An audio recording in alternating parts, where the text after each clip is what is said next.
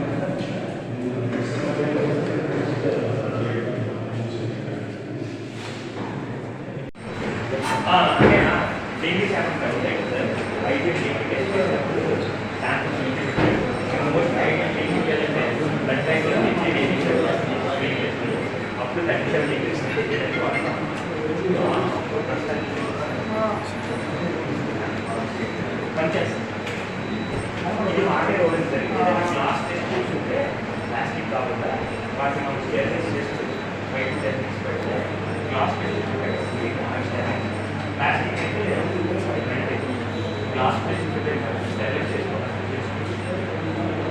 కానీ బయట బయట ఎక్కువ అది కల్చర్ చేస్తారు ఎక్కువ. ఇదేమో ఈసా టెస్ట్ చేస్తాను.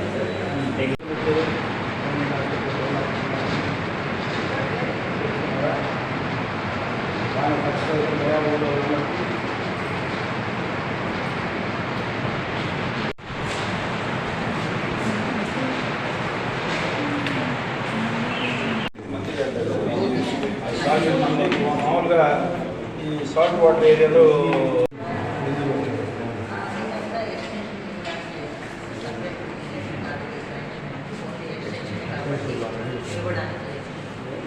చేస్తే రెప్పకే వస్తున్నాను ఐరన్ సెక్షన్